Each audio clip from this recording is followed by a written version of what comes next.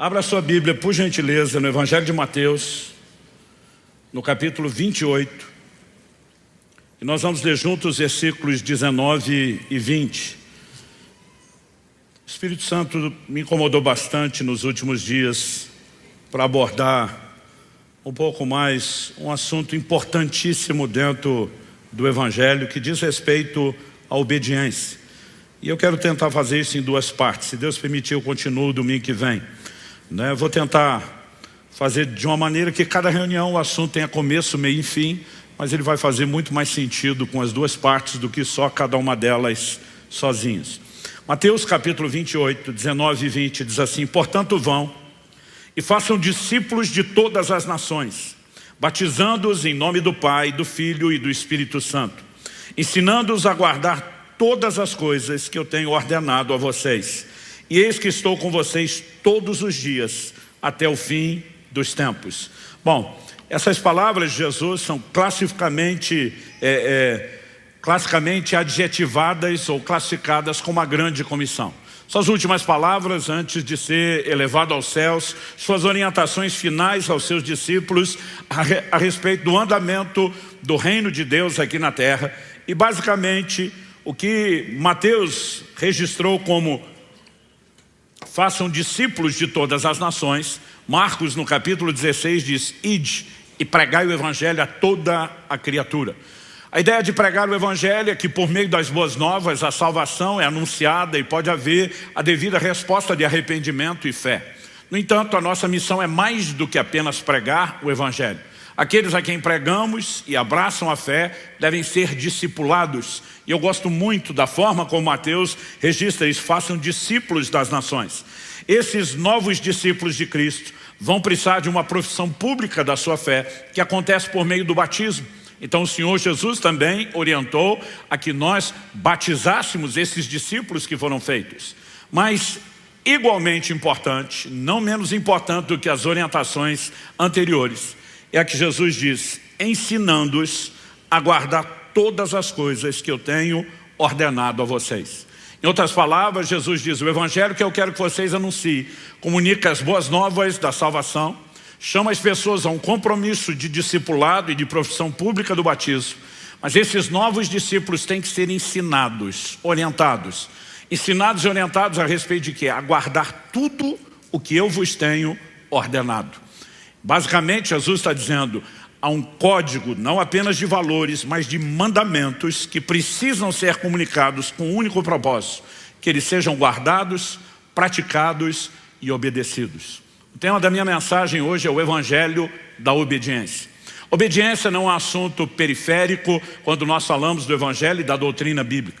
Ele na verdade permeia o cerne das principais doutrinas, principalmente o que nós na teologia chamamos de soterologia, a doutrina da salvação. Todo o processo, desde a conversão, a santificação, a vida cristã, envolve obediência. Aliás, a questão da obediência é o ponto central do que foi comprometido lá na queda. E nós não podemos ignorar o quão importante é o assunto. Então o Evangelho é um evangelho de obediência, não apenas porque Cristo exige obediência dos seus discípulos aos seus mandamentos, mas também porque ele é a restauração do plano original, do plano divino para a humanidade, que foi comprometido lá no Éden desde a queda. Evidente que Deus nos criou para andar em obediência, o que se presume pelo fato de que tão logo criou o primeiro casal e o estabeleceu lá no jardim do Éden, Deus deu ordenanças. Uma delas, que era muito clara, e nós temos o registro, é a seguinte: vocês podem comer de toda a árvore do jardim, mas da árvore do conhecimento do bem e do mal. Então o Senhor está falando de uma árvore específica, de um fruto que nós podemos classificar como algo espiritual. Então, por amor à palavra de Deus, não chame isso de maçã, né? Mas ele diz: isso vocês não podem comer, está proibido. Então logo o homem desobedece, peca. A pergunta de Deus em Gênesis capítulo 3 verso 11 é a seguinte: você comeu da árvore da qual ordenei que não comesse. Deus está dizendo: eu dei uma ordem. É que antes da conversão, a classificação, o adjetivo que a Bíblia dá a mim e a você e a forma como vivemos, nós éramos chamados de filhos da desobediência. Efésios capítulo 2, de 1 a 3 diz: ele lhes deu vida quando vocês estavam mortos em suas transgressões e pecados, nos quais vocês andaram no outro tempo, segundo o curso desse mundo, segundo o príncipe da potestade do ar, do espírito que agora atua nos filhos da desobediência. Entre eles também nós todos andamos no passado, segundo as inclinações da nossa carne, fazendo a vontade da carne e dos pensamentos, e éramos por natureza filhos da ira, como também os demais. Paulo pontua que tínhamos um problema de natureza, daqui a pouco eu vou falar sobre isso. Ele mostra que essa condição de natureza nos levou a atender os desejos da nossa própria carne e andar em rebeldia contra Deus, mas satisfazendo a nossa vontade. Ele mostra que o espírito da potestade do ar, que atua nos filhos da desobediência, encontrava por essa forma rebelde livre acesso para influência e controle nas nossas vidas e nos classifica antes da conversão, não só como quem espiritualmente estava morto, mas a razão disso, filhos da desobediência. Ou seja, não importa a perspectiva que você olhe, sempre a Bíblia está relacionando o assunto de salvação com obediência. Você crê que Deus é um só? Faz muito bem. Até os demônios creem e tremem. Ele está dizendo, tem fé, que reconhece a existência de Deus, mas não te leva a se submeter a Ele. Os demônios estão em rebeldia contra Deus. Quando lê material de historiadores que se referem a Martinho Lutero, você vai descobrir informações deles falando do desconforto que eles manifestavam em relação à epístola de Tiago. Alguns chegam ao ponto de dizer, nós não sabemos quão precisas ou verdadeiras são essas informações, mas há apontamentos de que ele teria manifestado até mesmo o desejo de tirar a epístola de Tiago da Bíblia, porque para ele parecia contraditório. Deixe-me dizer algo, a palavra de Deus é perfeitamente harmônica em toda a sua revelação. Ela não se contradiz. Então, diante de qualquer aparente contradição, eu sempre digo às pessoas, a gente só tem que estudar um pouquinho mais, porque o que alguns estão lá chamando de contradição, e para mim é só aparente, eu costumo dizer, é um desafio de interpretação. O que é que Paulo falou em Efésios? Que a gente é salvo pela fé e não pelas obras, e agora Tiago está dizendo que tem que ter obras e não ter fé. Em primeiro lugar, não é isso que Tiago está dizendo. Tiago o tempo todo advoga a presença da fé. Ele não fala de obras como um substituto da fé. Ele fala de obras como um complemento da fé. Quando o apóstolo Paulo está dizendo que ninguém é salvo por obras, ele está falando de obras como um substituto da fé. Tanto que ele vai incluir as obras da fé lá em Efésios 2. O problema é que normalmente a gente cita o verso 8 e o 9 e esquece do 10. No 8 e no 9, ele diz, pela graça sois salvos mediante a fé. Isso não vem de vós, é um dom de Deus, não vem das obras para que ninguém se glorie. Verso 10, pois somos feitura dele, criados em Cristo Jesus para as boas obras. Traduzindo, o que Paulo está dizendo na carta aos Efésios é que nós não somos salvos pelas obras, mas que nós fomos salvos para as obras, porque as obras acompanham a fé. Quem está entendendo? Tiago não está dizendo o que Paulo falou, ele está dizendo, você quer ter uma fé que não tem obras? Eu vou te dizer, essa fé é inútil, ela não vai produzir resultado, porque a fé bíblica, e ele vai argumentando com os textos bíblicos, ela tem que ter obras. Então ele não está falando de obras que substituem a fé. Ele vai reconhecer que Abraão creu em Deus, mas vai dizer que expressou a sua fé mediante o quê? Obediência. Hebreus 11:8, a galeria dos heróis da fé. Pela fé Abraão obedeceu a Deus, atendendo o chamado para uma terra que não sabia aonde era. Deus só diz, vai para um lugar que eu vou te mostrar no caminho. Ele, beleza, partiu, lugar misterioso. Vamos viajando, sem saber para onde estamos indo, até que Deus diga para onde estamos indo. O que significa isso? Ele tem que confiar em quem está dando o mandamento. E a obediência é uma expressão de fé. Então, eu estou tocando nesse assunto porque alguns tentam justificar, não, a obediência não pode ser parte da salvação, porque a salvação é pela fé. Não, mas a obediência é uma expressão da fé que salva. E a Bíblia diz, como uma fé que não tem a confissão vai nos salvar. A Bíblia diz, crer no coração, falar com a boca. Com uma fé que não consegue visualizar o que Deus propôs e a eternidade em Cristo Jesus seria funcional para mim e para você. E assim como a fé ela é incompleta sem a confissão, sem a visão, ela é incompleta sem as obras. E a obediência, ela é pontuada aqui, principalmente no exemplo de Abraão, como sendo uma expressão da fé, simplificando.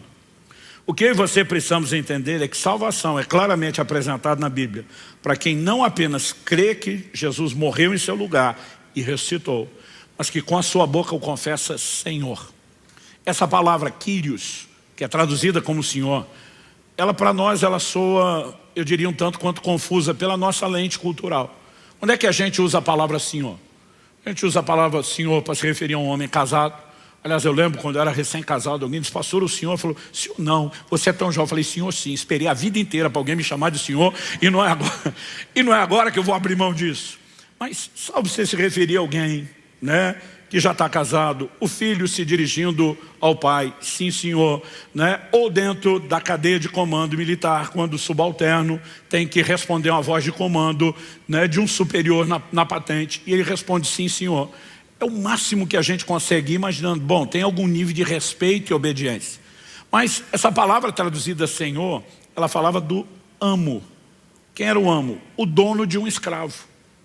Então, alguém só se dirigia a outro, chamando de Kyrios, chamando de Senhor, quando ele estava na condição de escravo, e reconhecia, você é o meu dono, o meu possuidor. Eu não tenho vontade, eu vivo para fazer a sua vontade.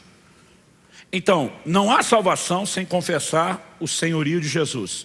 E a essência do senhorio de Jesus envolve obediência. Em Lucas 6,46, Jesus diz, por que é que vocês me chamam Senhor, Senhor, Kyrios, Kyrios, mas não fazem o que eu mando? Ele diz, qual é o escravo que não obedece o seu senhor? Como que você declara que eu sou senhor e não me obedece?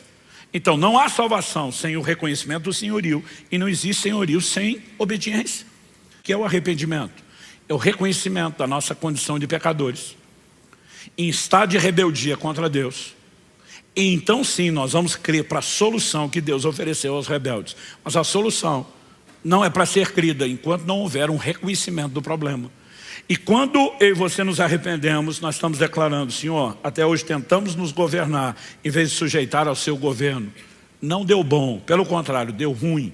Estamos reconsiderando, lamentando a escolha anterior e mudando de escolha, dispondo-nos a te obedecer a partir desse momento. Então a obediência envolve a atitude da porta, mas tão logo a vida cristã inicia, se espera de nós que a obediência continue. Em Romanos, no capítulo 6, de 16 a 18, Paulo diz assim, será que vocês não sabem que, ao se oferecerem como servos para a obediência, vocês são servos daquele a quem obedece, seja do pecado que leva à morte, ou da obediência que conduz à justiça? Em outras palavras, Paulo está dizendo, você sempre está obedecendo. Se você não está obedecendo a Deus, você pode estar em desobediência em relação a Deus, mas você está obedecendo ao pecado, ao impulso e à inclinação do pecado.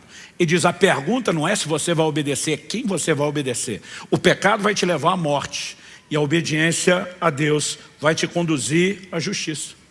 Então ele afirma, mas graças a Deus que tendo sido escravos do pecado passado, vocês vieram obedecer de coração a forma de doutrina a que foram entregues. E uma vez libertados do pecado, foram feitos servos da justiça. Ou seja, a mesma obediência que vocês abraçaram de coração a forma de doutrina, agora vai conduzir vocês. Quando Jesus diz, façam discípulos das nações, batizando-os, porta, ensinando-os a guardar tudo que eu lhes tenho ordenado, caminho. A vida cristã segue sendo pautada por obediência. E acredite, você ou não, essa obediência é uma escolha e ela pode ser interrompida se fizermos as escolhas erradas. Aliás, algo que para mim foi chocante, foi descobrir anos atrás, que mais do que adoração, Deus espera de nós obediência. No Evangelho de Marcos, no capítulo 7, dos versículos 6 a 8, nós lemos o seguinte, Jesus respondeu, bem profetizou Isaías a respeito de vocês hipócritas, como está escrito, esse povo me honra com os lábios, mas o seu coração está longe de mim. Em vão me adoram, ensinando doutrinas que são preceitos humanos. Rejeitando o mandamento de Deus, vocês guardam a tradição humana. Em primeiro lugar, Jesus fala de um povo que honra com os lábios, mas o coração está longe. Qual a definição de um coração longe? Ele diz, vocês simplesmente me adoram em vão, porque ensinam doutrinas humanas, que são preceitos humanos, mas rejeitam o mandamento de Deus.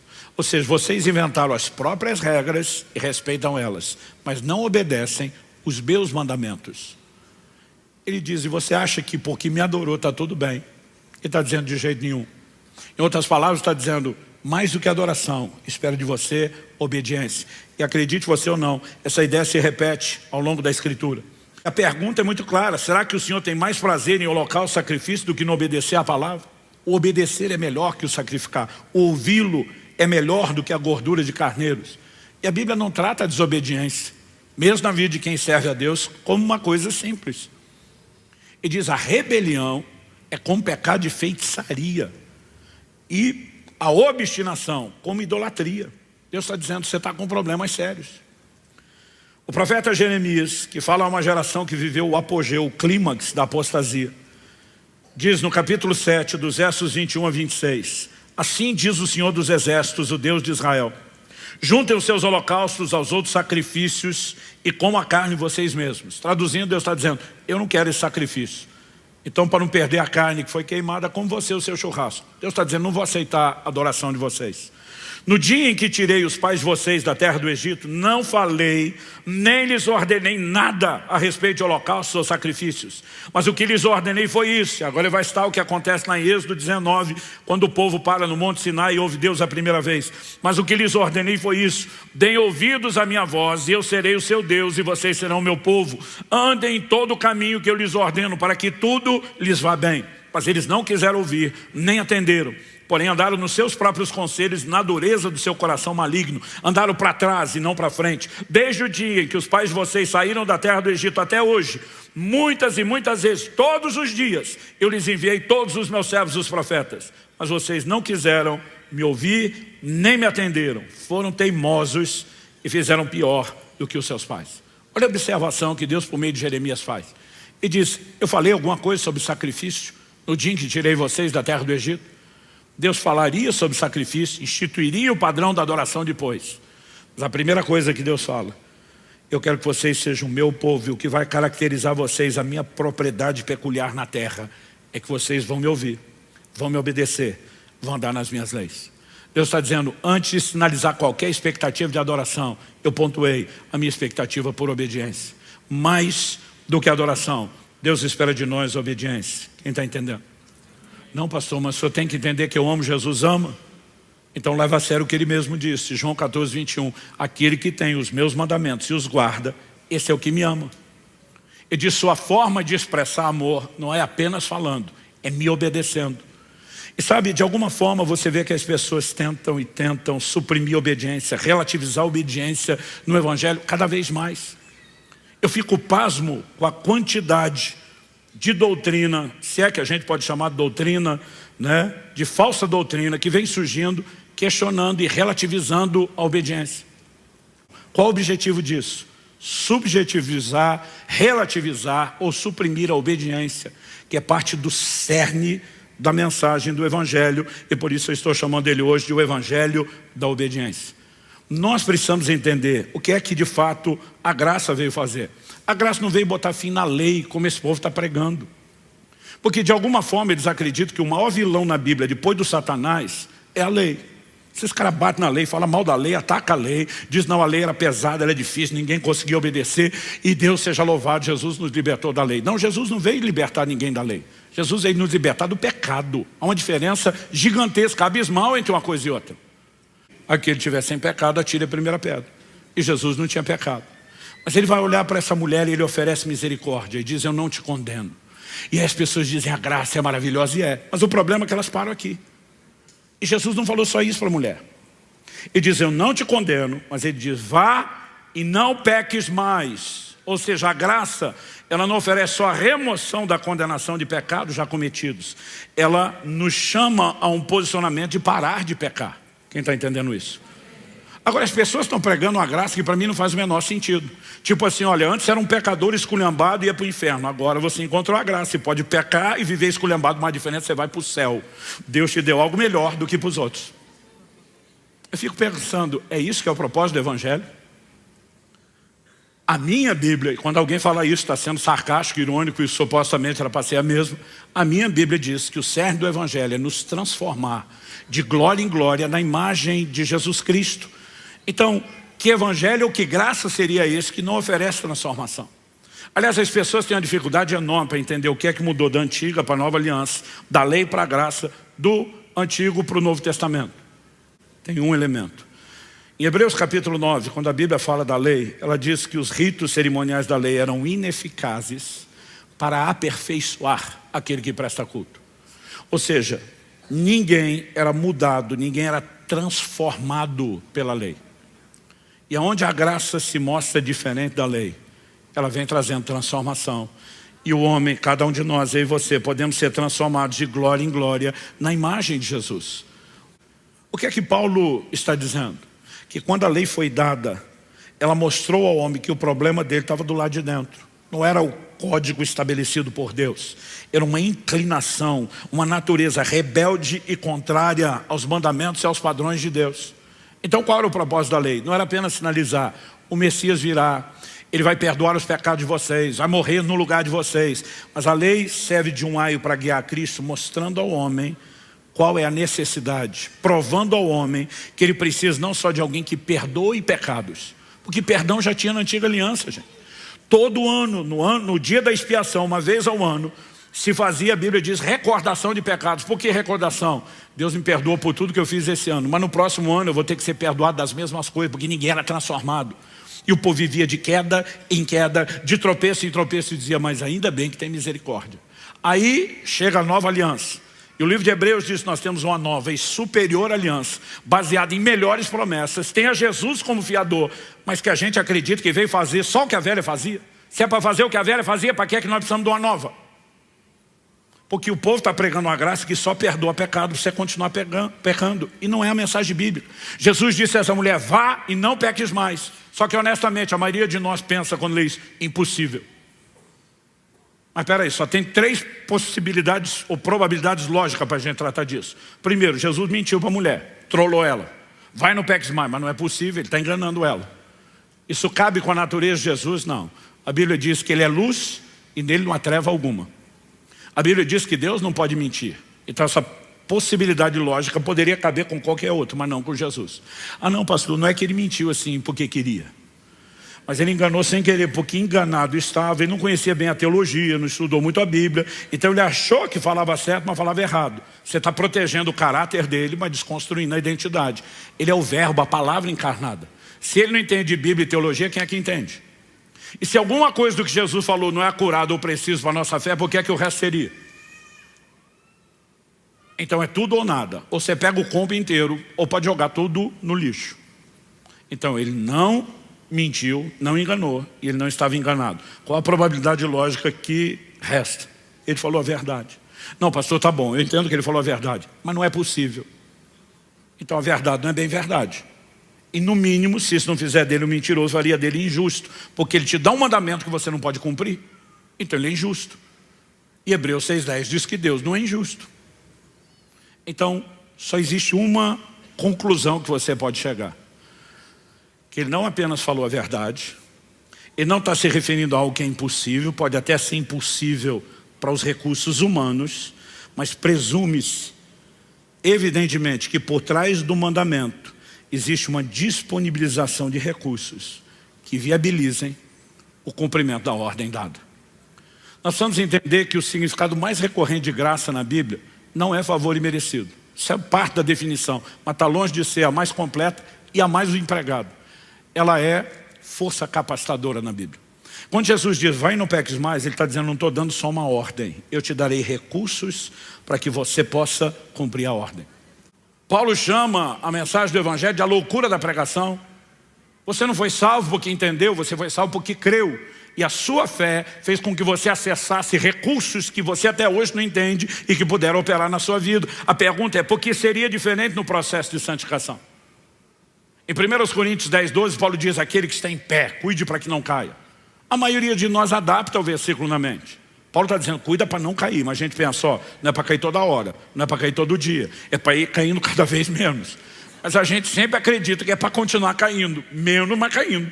Paulo está dizendo, não caia. Só que você não pode ler só o verso 12. O que o verso seguinte, o 13, diz? Não vos sobreveio tentação que não fosse humana. Ele diz, Deus é fiel e não permitirá que vocês sejam tentados além da capacidade de resistir. Pelo contrário, juntamente com a tentação vos proverá livramento, de sorte que a possais suportar. Então o que ele está dizendo? Primeiro, não vos sobreveio tentação que não fosse humana. Eu acho que o crente já começa errando no que ele acredita sobre tentação. Eu brinco que a maioria dos crentes, depois que peca, ele não confessa, ele justifica o pecado. Ele diz, pois é, pastor, aconteceu uma coisa maligna, demoníaca, infernal, satânica, diabólica. Resumindo, a culpa sempre é do Satanás, mas não dele. Porque a maioria de nós acredita que a tentação é sobrenatural e é uma força muito grande que não dá para resistir, pastor. Mas a Bíblia está dizendo, não veio tentação que não fosse humana. A Bíblia está dizendo que a tentação humana não é sobre-humana. Ela é natural, não é sobrenatural. Outro dia um falou para mim, mas a Bíblia chama o diabo de tentador. Eu digo, na hora de pecar não lembra da Bíblia, mas depois vira teólogo. Eu falei, a mesma Bíblia diz em Tiago 1,14, cada um de vós é tentado quando atraído e enganado pelo próprio desejo. Eu falei, o seu desejo que te trola, não é o Satanás. Mas a Bíblia diz que o diabo é tentador. Eu falei, tá bom, então vamos devagar. O tentador está do lado de fora. A tentação está do lado de dentro. O tentador do lado de fora é um ente sobrenatural. Mas a tentação do lado de dentro é um desejo natural. O tentador do lado de fora não pode enfiar dentro de você um desejo que você não tenha. Ele só pode explorar o que está lá. Então o máximo que ele consegue fazer é botar um cardápio debaixo do seu nariz e provocar a sua própria vontade. Então o tentador pode ser sobrenatural. A tentação segue sendo natural. Quem está entendendo? Se você acredita que a tentação é sobrenatural, você não vai vencê-la. Porque pensa comigo, se a tentação é sobrenatural e vencê-la é humano, consciente ou inconsciente, nós já demos um perdido antes de começar. Agora a tentação não é, nunca foi e nunca será sobrenatural. O que é sobrenatural nessa história é o livramento. Deus diz, além da tentação não ser além das suas forças, eu não vou te deixar lutando sozinho. Eu te responsabilizei ficar de pé e não cair. Mas o mesmo Deus diz lá na epístola de Judas, que Ele é poderoso para nos guardar de tropeçar. Ele diz, então apesar de ser responsabilidade sua, eu não vou te abandonar nem deixar sozinho. Eu vou te dar recursos. Agora preste atenção, se a tentação é natural e o recurso para vencê-la é sobrenatural, quem é que não consegue ganhar com isso? Há uma capacitação para a obediência.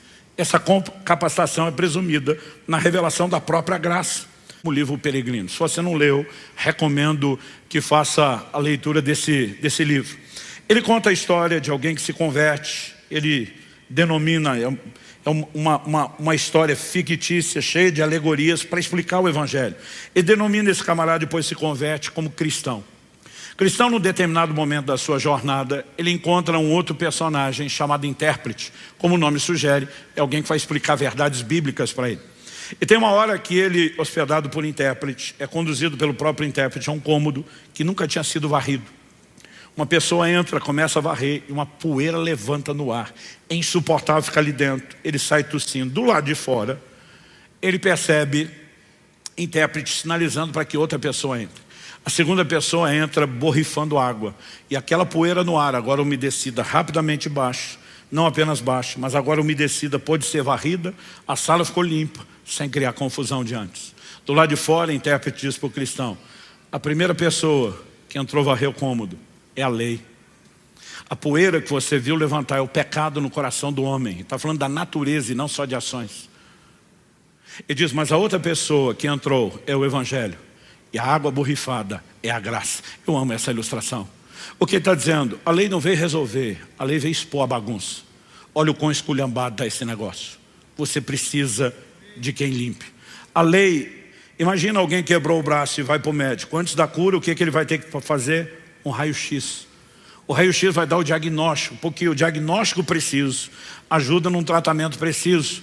O médico precisa saber o quanto esse braço está quebrado, o quanto esse osso está separado, como exatamente tem que ser feita a imobilização, e a cura será precisa a partir de um diagnóstico preciso. O propósito da lei nunca foi resolver o problema, mas foi dar ao homem um bom diagnóstico. Aonde viria a solução? Romanos 8,3 diz, o que for é impossível à lei, porque estava enferma pela carne. Isso Deus fez, enviando o seu próprio Filho em semelhança de carne pecaminosa. Traduza-se, o que a lei nunca resolveu, Jesus veio resolver. João 17 diz, a lei foi dada por meio de Moisés, a graça e a verdade por meio de Jesus. Então você pode ler esse texto assim, o que a lei nunca resolveu, a graça veio resolver. O que é que a graça veio resolver? Se você volta para Romanos 8, os versos 3 e 4, a Bíblia diz, porque aquilo que a lei não podia fazer por causa da fraqueza da carne, isso Deus fez enviando seu próprio Filho em semelhança de carne pecaminosa e no que diz respeito ao pecado, e assim Deus condenou o pecado na carne, a fim de que a exigência da lei se cumprisse em nós, que não vivemos segundo a carne, mas segundo o Espírito. Qual era a exigência da lei? Uma só, obediência. Mas desde a queda do homem, lá no Éden, nunca foi possível ao homem viver plena obediência por causa de uma carne pecaminosa, uma natureza rebelde que a lei veio expor e mostrar. Está ruim para você. Você não precisa apenas de alguém que perdoe, mas de alguém que transforme. E a graça vem trazer a transformação para que o homem possa satisfazer a exigência da lei. Entenda-se, obediência. Qual a maior definição bíblica de graça? Ela vem empoderar o homem para a obediência, que nunca, desde a queda no Éden, nunca mais havia sido possível.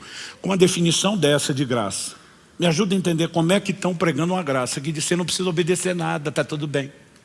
Isso não é graça, é a desgraça. E está fundando um monte de gente na contramão daquilo que é o Evangelho de Cristo. A graça veio nos capacitar para a obediência. Mas você pega só a parte que interessa. Não posso negar a existência do pecado porque eu peco. Mas eu posso pecar sem culpa se eu acreditar que não tem mais maldição. Não é isso que a Bíblia está dizendo. Quando diz que Ele te resgatou da maldição, assim como do pecado, significa que Ele não precisa mais controlar você, não que deixou de existir. Durante todo o tempo da construção da arca havia uma pregação: Deus vai julgar o mundo, Deus vai julgar o pecado, vocês podem se arrepender. Mas os que permaneceram desobedientes agora estavam sendo julgados e são chamados de espíritos em prisão. A história termina sempre da mesma forma. A condenação não é só para quem não creu, é para quem não obedeceu, porque a própria obediência é uma expressão de fé e ela não pode ser relativizada. Quem está entendendo, diga amém. A Bíblia fala de alguém que desviou da verdade, que é chamado de um pecador, precisando de conversão, como aquele que nunca se decidiu. Talvez você não tenha desviado da igreja, mas você sabe que se não está vivendo em obediência à palavra de Deus e voltou a adotar o estilo de vida anterior de desobediência, você pode até estar dentro da igreja, rodeado de outros cristãos, mas você sabe que precisa de um conserto e de um recomeço. Há muitas razões pelas quais isso pode ter acontecido e nós não queremos julgar você. Talvez você teve uma decepção com pessoas, talvez o evangelho nem foi pregado direito. Há uma série de coisas que podem ter contribuído a isso e a razão pela qual você distanciou não importa. O que importa é que o Pai que ama você está te chamando de volta. Ele está dizendo: não vou desistir de você, eu vou lutar por você, eu te quero de volta. Ele está te dando uma oportunidade de recomeço. Eu gostaria que tanto um grupo como outro pudessem formalizar sua decisão hoje, aqui e agora. E eu quero orar com vocês. Eu vou pedir que todos fiquem em pé, isso vai facilitar o que nós vamos fazer agora. Eu quero que essas pessoas que precisam dessa decisão de entregar sua vida a Jesus ou de se reconciliar com Cristo, possam rapidamente sair do seu lugar e vir aqui à frente, o mais rápido que você puder. Pastor, o senhor quer que eu vá ir na frente de todo mundo? Essa é a ideia. Mateus 10:32 está ali no telão. Jesus disse: portanto, todo aquele que me confessar diante dos homens, eu também o confessarei diante do meu Pai e dos anjos que estão nos céus. Mas a Bíblia também diz: mas todo aquele que me negar diante dos homens, eu também o negarei diante do meu Pai e dos anjos que estão nos céus. O que você precisa entender é que essa audiência não está aqui para te julgar. Eles estão torcendo por você. Eles estão orando por você agora mesmo.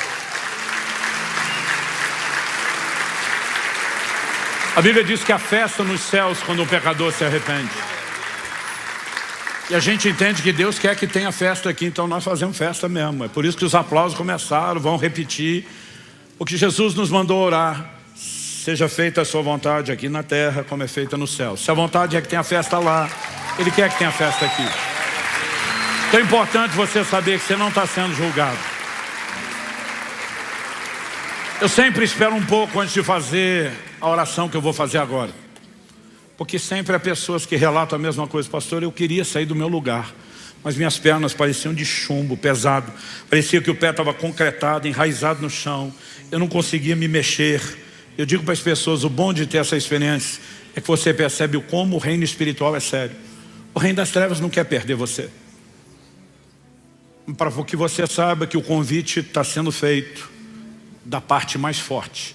Na autoridade do nome de Jesus Cristo, eu quebro toda amarra espiritual, toda corrente maligna agora, que tenta impedir essas pessoas de corresponder ao chamado do Espírito Santo, caia por terra, em nome de Jesus. Eu declaro cada pessoa nesse lugar livre. E você que estava tentando mexer e sair daí, não conseguia, pode ver que suas pernas vão te obedecer agora. Corre para cá. Vem para cá o mais depressa que você puder. Eu sei que tem aqueles que o que prende eles não é algo aparentemente tão espiritual. Às vezes o camarada fica, não acho que eu estou tão desviado, não acho que está tão complicado, mas algo no seu coração está te dizendo, vai, você precisa disso. Eu digo às pessoas, não tente entender, só vem para cá, vai fazer mal nenhum.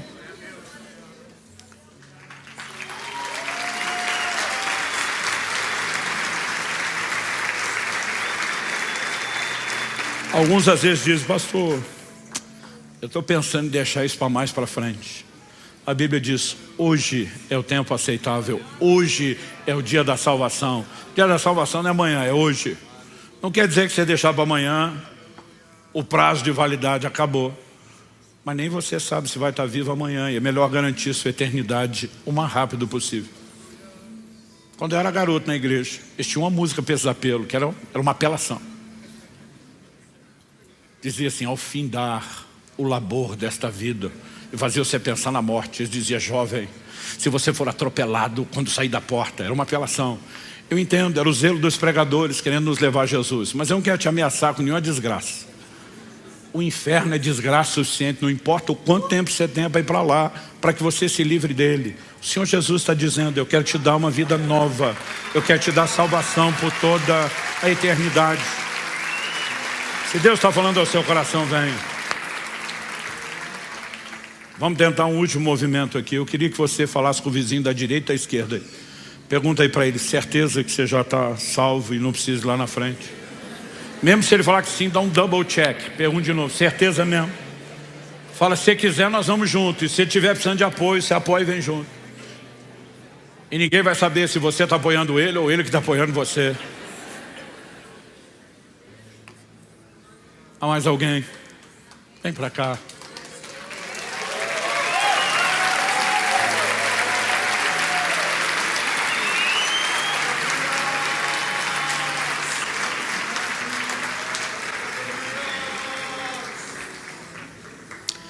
Eu quero pedir a cada um de vocês que já veio aqui para frente, aqueles que ainda podem se unir a vocês enquanto estivermos fazendo isso.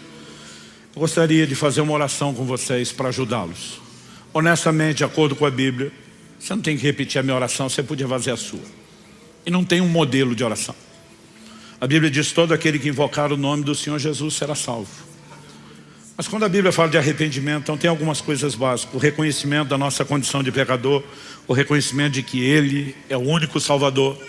E muitas vezes, aqueles que estão tomando decisão pela primeira vez, quem está reconciliando já até sabe como funciona. Muitas vezes as pessoas olham para mim e dizem assim, me ajuda você que já sabe fazer? Então por conta disso nós adotamos um padrão e a gente faz uma oração para ajudá-los. Mas é importante que você não repita só por repetir. Se isso você consegue, depois de me ouvir frase por frase, dizer não, honestamente eu posso declarar isso, representa o que eu quero dizer para Deus. Então eu quero que vocês afirmem isso em voz alta junto comigo, pode ser? Então cada um de vocês, mesmo quem veio para dar apoio, eu quero que vocês repitam comigo em voz alta, diga comigo, Senhor Jesus, eu reconheço hoje minha condição de pecador e de um filho da desobediência, mas eu reconheço em Ti o Salvador, aquele que tem não apenas perdão para os meus pecados, mas também transformação para a minha vida. E hoje, pela fé, eu recebo não só o perdão, eu recebo também o início dessa transformação. Eu declaro que é um novo dia, que é o início de um novo tempo na minha história. Eu entrego nas Tuas mãos, Jesus, o controle da minha vida.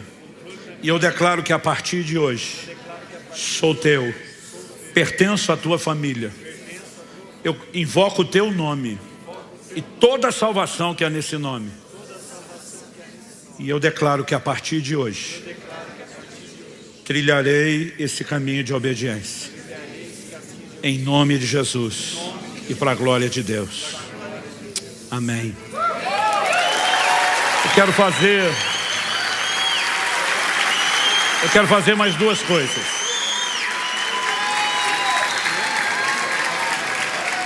Antes de liberar vocês, atenção aqui um pouquinho, quero fazer duas coisas. Primeiro, nós, porque todo mundo vai se unir conosco, queremos fazer uma oração breve, abençoando vocês. Depois disso, eu vou pedir uma gentileza. Nós queremos entregar a vocês uma lembrança desse dia especial. Queremos que inclusive se anote a data desse dia especial. E essa lembrança será entregue naquela sala que está do lado de lá da porta 6. Então depois de terminar a oração, essas pessoas estão do seu lado, vieram não só para te apoiar, mas para te escoltar, te levar até lá. Eu acho que a gente resolve isso em 2, 3 minutos, não deve ser muito mais do que isso. Você não é obrigado, mas a gente gostaria muito de te constranger ir lá, receber a sua lembrança. E se você consentir, nós queremos pegar os seus dados para manter contato e oferecer ajuda. E a segunda parte você decide até chegar lá. Vamos orar, quero que você estenda as mãos para eles. Pai, nós abençoamos cada um deles hoje. Declaramos, se tornam reais na vida deles as tuas palavras, Jesus, perdoados são os teus pecados. Falamos hoje novo nascimento, regeneração, transformação. Declaramos a ação do sangue de Jesus nas suas vidas, não apenas removendo a condenação, como também quebrando cadeias e trazendo libertação. Declaramos o início de um novo tempo e os entregamos aos teus cuidados e à tua graça, para que possam andar em vitória na tua presença. Que o Espírito de Deus não apenas os guarde, mas os conduza na caminhada. Que haja abundância de graça, favor do alto, e que eles cresçam e frutifiquem na sua fé para a glória de Deus. Nós os abençoamos em nome de Jesus. Amém. Amém.